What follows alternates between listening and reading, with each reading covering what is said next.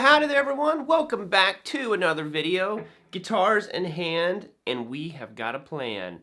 Today we're going to talk about the scale that the legends use. So if you want tabs for the scale and all that good stuff I'm going to be covering, that link is down below in the description, and if you want to check out my free guitar course, you can actually apply a lot of this stuff to that. The fretboard decoder that is also linked down below. But what are we talking about exactly with this one? Well, we are talking about a scale that is kind of, it's a scale of its own essentially. It's not a pentatonic scale, it's not Aeolian, it's not Lydian, it's not any of this stuff. It's a scale that you'll see pretty much all the legend rock guitar players, you know, who have this bluesy kind of side to them. They pretty much all do a very similar scale. They do it in their own way, of course, that's what makes them unique.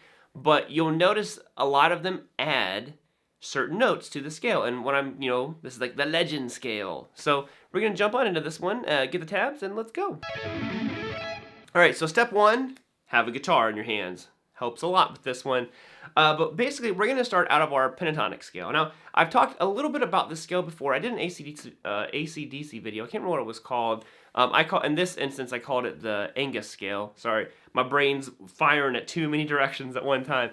And we're going to go a little bit more in depth into that, into essentially creating this scale that guys like Eddie Van Halen, Angus Young, Slash, Joe Bonamassa, you know, all these amazing guitar players use a very similar style of, you know, adding notes. And we're going to talk to them, and I'm going to kind of explain what notes we're adding and just maybe a little bit of an insight of where maybe they're coming from. So the first thing you got to do is you got to know your pentatonic scale. That's where a lot of these guys are based out of. So if you don't know your E minor pentatonic scale, there you have it. Now you do. So let's kind of run through that real quick. So it's 12-15 on the low E string, 12-14 on the A, 12-14 on the D, 12-14 on the G, 12-15 on the B, and 12-15 on the high E string. So that is your basic unaltered pentatonic scale. And if you're not good with that one to start off with, spend some time with it. Get that under your fingers. Because what you're going to want to do is you're going to take what we're about to do and do it to all the boxes. This is what makes it special. So the first note we want to add is, of course, our blues note. This is another very common one. A lot of you guys probably already know your blues scale as well, which is going to look like this.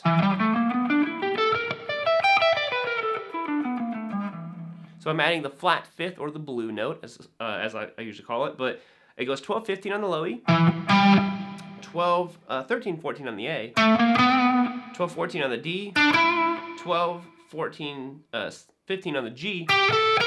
There's that blues note again. Then 12-15, 12-15.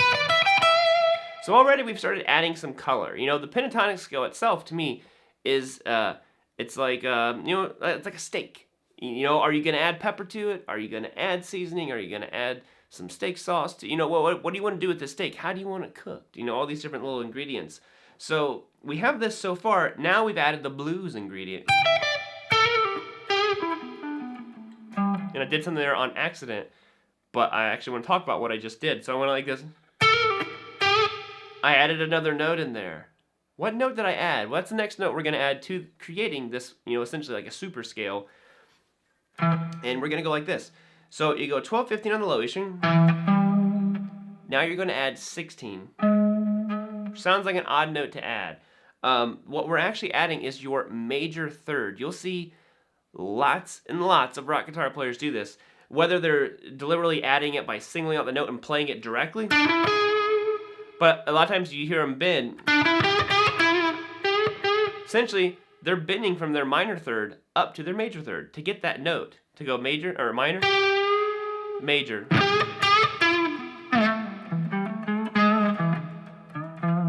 So now we have this.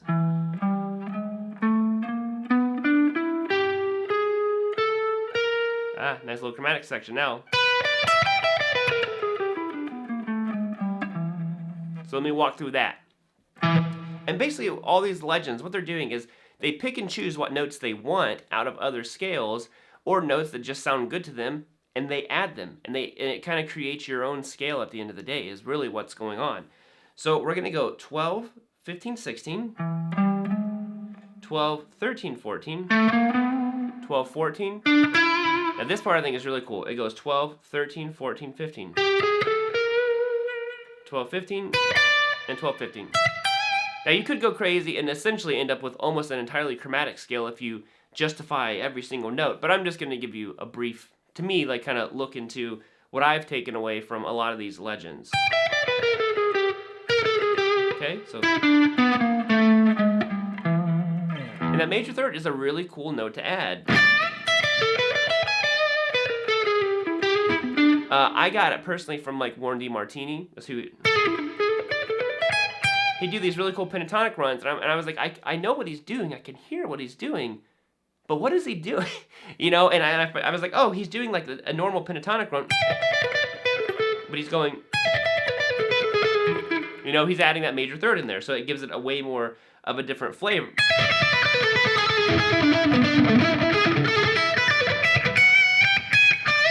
Another thing that a lot of the, to me, like, greats have in common is they bounce between major and minor a lot. And it's this really cool play over the key that makes it so interesting for our ears to hear. So the next note we're going to add, we are going to add our major 6, another very common blues note. This is, again, pulling something out of our major scale. So,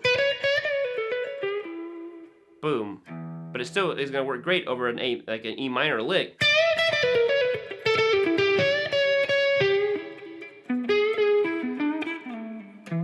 There you have it.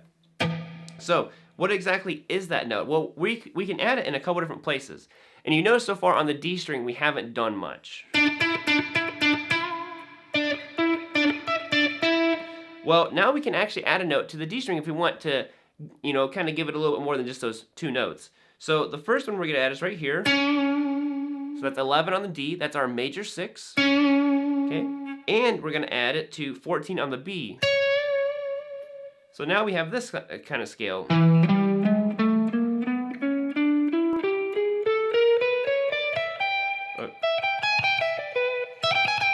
And altogether, I mean, honestly, it doesn't sound odd or bad or anything like that. If anything, it just sounds interesting, and you're just kind of like listening to it flow. It's already starting to flow between that major and minor. Listen to it real close.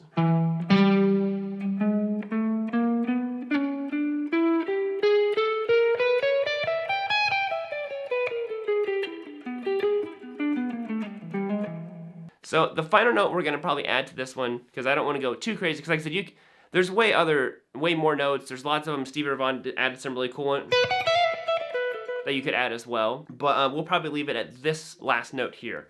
And basically, we're going to add our 2, essentially, to this. Right there. Now, this is another one Angus utilizes a lot. You know, it's kind of like it has this major vibe to it. So you can add it in 2 different spots. I typically don't use it on the low E string, if I'm being honest. It'd be 14 on the low E. I almost always use it up here on 14 on the high E string, or 11 on the G, which is, again, adding another. You notice the way I connect a lot of stuff. If I go, you know, I link it with a slide or something like that. But I'm adding that 2 in there. So altogether, if we wanted to add it on the low E string too, it would go like this: 12, 14, 15, 16.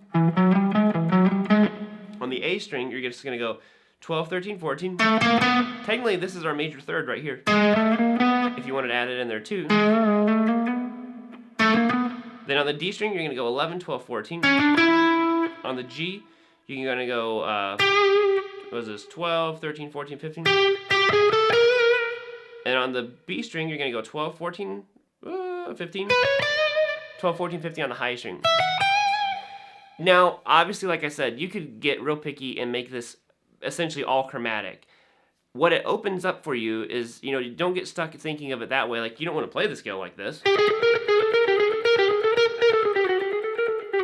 I'm not saying play the scale like that at all. I would never do that. You know, I'm saying look at all the note options that it has for us. All of these new combinations, these new ways to navigate through the scale. So, I mean, now I could take a shape like this.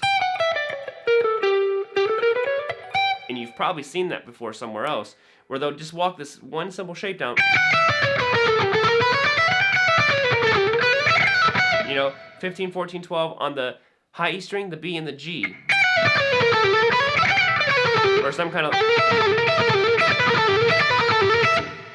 That's where the secret of the scale is.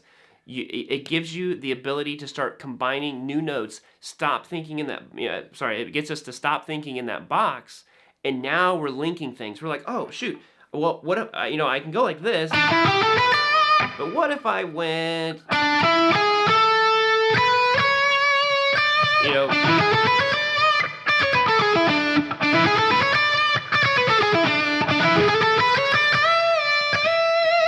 so I'm like, all of a sudden, this is new to me right now. I'm just looking at the scale and I'm going like, oh, maybe if I went like this. Boom, new sounds are happening. The biggest part is tackling it in our minds, to have all these other notes that are not part of any one scale and just be like, all right, how am I doing this? Because we're pulling stuff. Like, to me, when I see that major 6 and that 2 in there, in my mind, it's like, I'm thinking like Dorian-ish kind of things. I know it's major, but...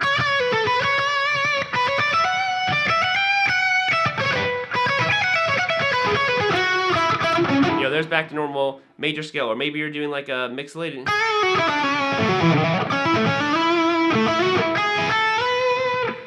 So many different options that you can incorporate into this kind of stuff. Or if it's, maybe you're doing Lydian.